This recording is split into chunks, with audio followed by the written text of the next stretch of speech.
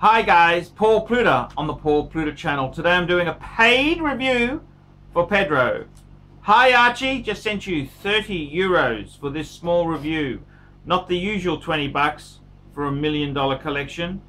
You can say my name, no need to shortcuts. Pedro, thank you, Pedro Diaz. Simple question, what do you think about the new releases from PANERAI at SIHH 2018. New in-house movements? Well, they say they are, but smaller and dressier pieces. Do you think that is a smart move for them to try and reach a broader audience, or this can backfire and piss off the really paneristi guys, their actual target? I'm not all in for PANERAI, but it fascinates me the love or hate feelings people tend to have regarding it. Really hope you find these topics good and it helps you get good content for the channel. Get some good booze with the money, and cheers to you. Best regards, Pedro Diaz. Thank you so much, Pedro. And I've got to say, Pedro, I've had a love and hate relationship with PANERAI. I disliked the brand for a long time, but I'm actually, as I make this video, I want to make an announcement that I have actually put down a deposit. I have put down a deposit on a Pam. That's right. I have put down a deposit. What am I buying? What am I doing? I've put down a deposit on a Pam 24. That's a PANERAI submersible. And it actually belongs to a really good friend of mine, David. And he's lessening some of, he's got a really amazing collection. He's getting rid of a few pieces just to freshen up the collection a bit. And he sort of said, look, he's got two PANERAIs. He wants to get rid of one. And I swooped on the chance to get the Pam 24. And I got to tell you the truth there, it's a bit like my IWC Ingenua, the 3227-01. Scotty owned it. I wasn't a huge IWC fan, but once I saw the Ingenua, once I saw Scotty's IWC, I really fell for it. I really fell in love with it. And the same has happened with the submersible. My good friend David hunted down this submersible, box papers, everything, which is what you need with a Pam. And I decided to pull the trigger. I was I recently added a few pieces. I've added some discount divers. I added a Breitling Super Ocean Heritage 2. I've added a Tudor Black Bay Burgundy. So this will be the third diver, the Pam 24. And I'm excited to get it. I've got a. It's expensive. Pams are, you know, they're not super cheap. They've fallen. Try selling a Pam and you'll get your ass kicked. But this one came from a dealer, and it's a fully legit Pam. So I'm happy to pull the trigger. But it's interesting.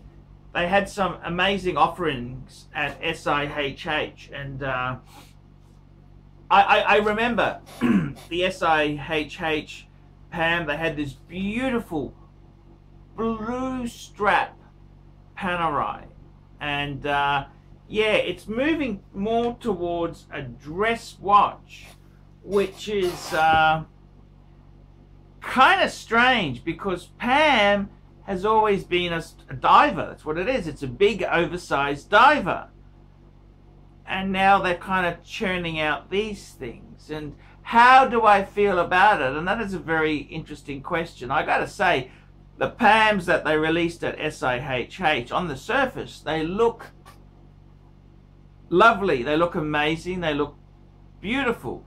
Houdinki had a really cool photograph of the this new Pam on a beautiful blue strap, and it just looked classy indeed. But okay, so that's what came out. What do I think of them? Well, I got to be honest with you. Pam itself is owned by, they're owned by Richemont, Richemont Group. Richemont owns Cartier. They own JEWELLERY. They own Vacheron. And I got to be completely frank with you. I don't always like what they do. Richemont,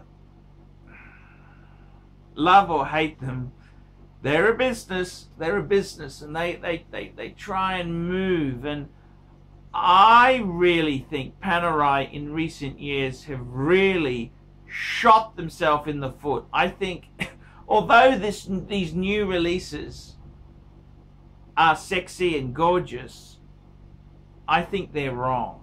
Okay, I do think they're wrong.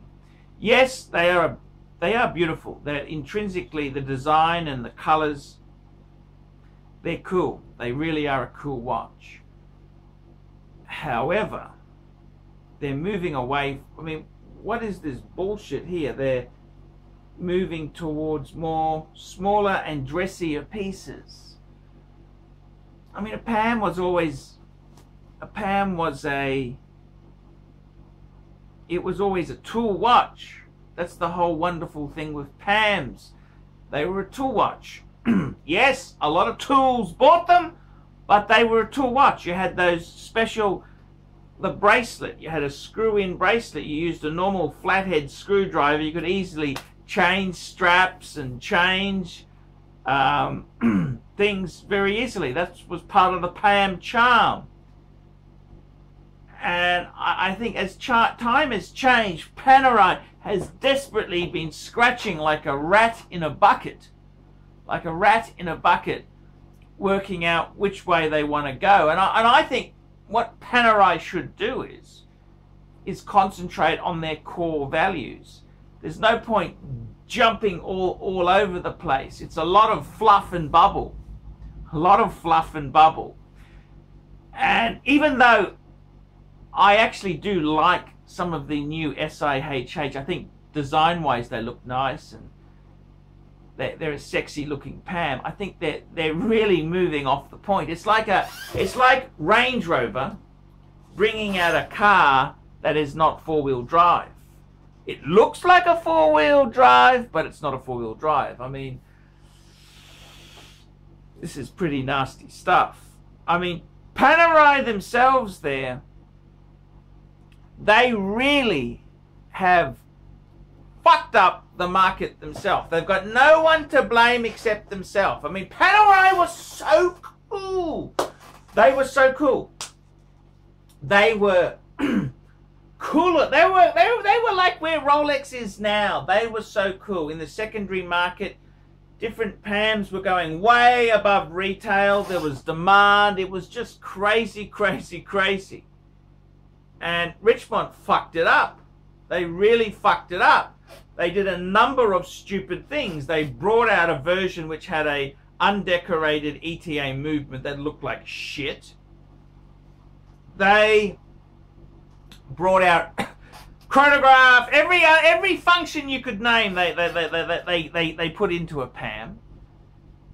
Then they decided, oh, we move away from the screw-in to take the strap off. Went back to spring bars. And then they made it 30 meters waterproof. What the fuck, Richemont? I don't get it. Panerai was always a diver. I mean, how can you possibly have a watch which is a diver, which how can you have a diver which can go only 30 meters? No, I mean, 30 meters, that means you can't take the bastard in the pool or anything. I mean, it's useless. And this is a dive watch? I don't get it. I really don't get what the fuck Richemont is thinking. And I think really the thing about Panerai is they have fucked it up themselves.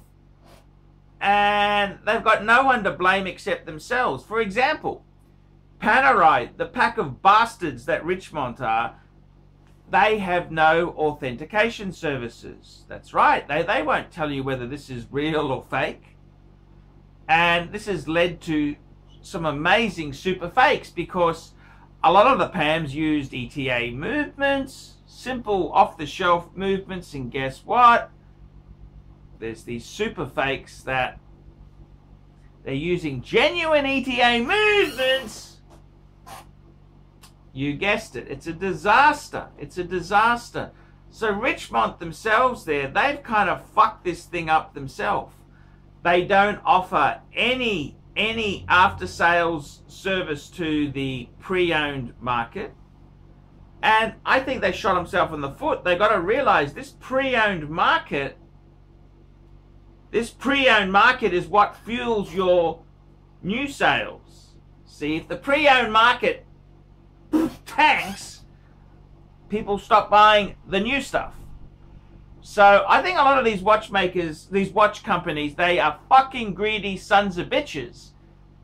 And they see the grey market, the secondary market saying, oh, we're not making anything of it. Oh, it's dark, it's nasty. I mean, AP's, Audemars Piguet, wants to get involved in the second-hand market. Are you fucking for real? These greedy sons of bitches? And, what the fuck happens? What the fuck happens? Well, I can tell you what happens. And it ain't fucking pretty. It ain't fucking pretty at all. It ain't fucking pretty. So you've got Panerai themselves there. What they need to do is go back to core values, core basics. And they need to have a system where any Panerai, someone could take it in for authentication. You need to stop 30 meters, 30 meter Panerais. Are you fucking out of your mind? That's just stupidity. Absolute stupidity. You need to look after that secondary market, because if the secondary market's gone, well, look at Panerai now. It's very much not the brand it was. So, in my opinion, what do I think of the releases at SIHH? I think on superficial level, they look quite handsome. They're beautifully, they had some beautiful design concepts and they look nice. But, as a long-term hold for the brand, sure, it may give it a little bit of a pick-me-up. But I think Panerai is dying in the water. It is dying in the water. Dying. And Panerai should concentrate on their core values. Divers.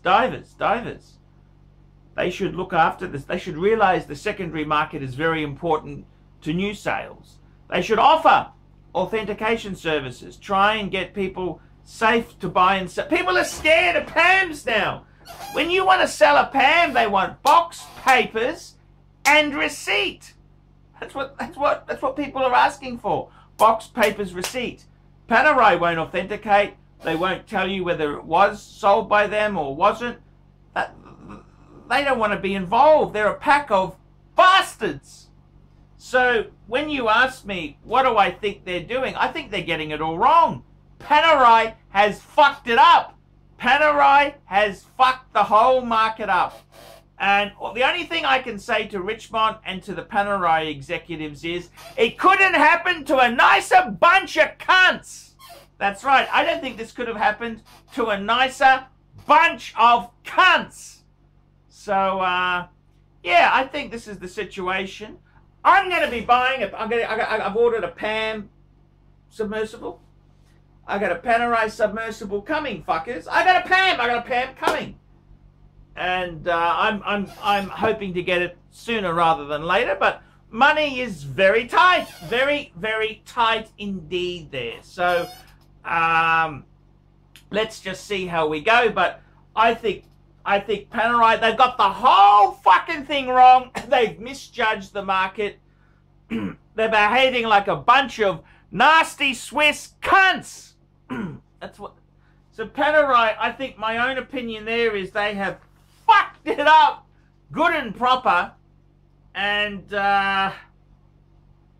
I think it's already backfired. Panerai, the collector market is in. I mean, let's be honest. They were so hot. The collector market is in fucking free fall. So no, I think. Although I don't mind what they've released, I quite like some of the design concepts they've brought out there. It's the wrong direction. It's wrong. They're fucking it up. So there you go. So Pedro, that's my opinion. I'm Archie Luxury. This is the Pluta channel. Tell me what you guys think of that. Hi guys. A fan of mine has been inspired to start a wristwatch series of his own. Bitter Poet Madman. That's the name of his channel. And the show is called It's Complicated. That's right, it's complicated. It looks like he has some nice examples. I saw he has a Rolex. He recently just got an Omega. He talks watch accessories, does reviews, unboxings, and talks about new and pre-owned wristwatches. Again, the channel name is Bitter Poet Madman. Bitter Poet Madman. So why don't you fuckers let that fucker know what you think of that? Bitter Poet Madman channel. Hey yo, I'm Bitter Poet Madman, the host of It's Complicated, a wristwatch series. We talk about luxury watches, we talk about affordable watches, we're going to review those watches, we're going to talk about the watch market in general. I'm going to tell you how to get good bargains, I'm going to show you how to find good watches used, I'm going to show you how to find affordable watches new, and how to save money on that grail piece that you're looking at.